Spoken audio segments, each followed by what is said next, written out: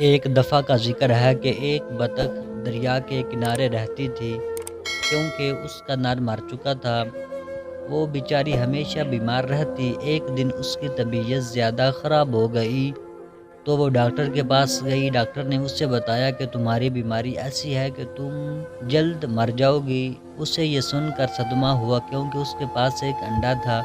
اسے ڈر لگا اگر میں مر گئی تو اس انڈے کا کیا ہوگا جس کے خول سے جلد ہی بچہ نکلنے والا تھا، اور پھر اس بچے کو کون سنبھالے گا۔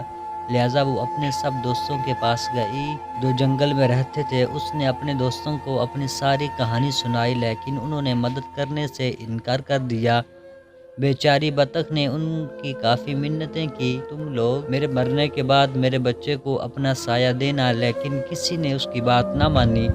بیچاری بطخ بھی کیا کرتی، اس کے ذہن میں خیال آیا کہ کیوں نہ میں اپنے بھائی مرغے کے پاس جاؤں، وہ ضرور میری مدد کرے گا۔ لہٰذا وہ مرغے کے پاس گئی اور اسے سارا قصہ سنایا۔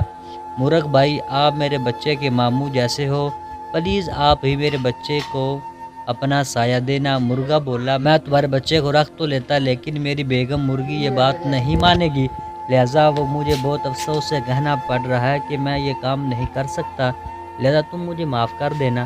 بطخ ادھر سے مایوس ہو کر اپنے گھر واپس آ گئی اور سوچنا شروع کر دیا کہ اب کیا کیا جائے۔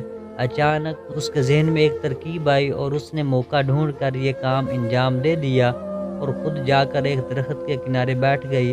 اس کے بعد بطخ کی طبیعت اور بگڑ گئی اور ایسی بگڑی کہ اس کی موت ہو گئی۔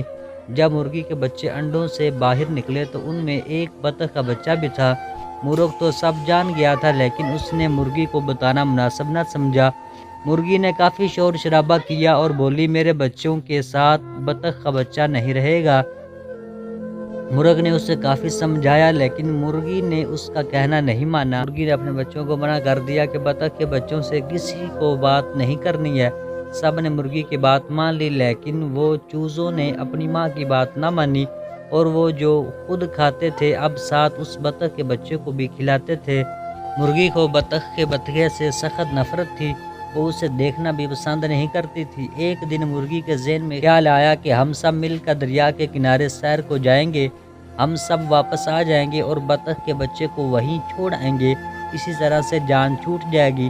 وہ لوگ سیر کو نکلے، وہاں پہنچتے ہی ایک چوزا دریا کے کنارے چلا گیا اور ڈوبنے لگا۔ یہ دیکھ کر مرغی زور زور سے چیخنا چلانا شروع کر دیا۔ چونکہ بطخ کے بچے کو تیرنا آتا تھا لہٰذا اس نے فوراً دریا میں تیرنا شروع کر دیا اور اس چوزے کو نکال کر باہر لے آیا۔ مرغی نے جب یہ دیکھا تو اسے اپنے کیے پر کافی شرمندگی محسوس ہوئی اور اس نے بطخ کے بچے سے معافی مانگ کر اسے اپنا بیٹا بنا لیا۔ اسی طرح وہ سب ہنسی خوشی رہنے لگے۔ دیکھو بچوں، کیسے بطخ کے بچے نے مرغی کو بچایا اور کیسے اس کا بھلا ہوا۔ اس لیے تو کہتے ہیں کر بھلا تو ہو بھلا۔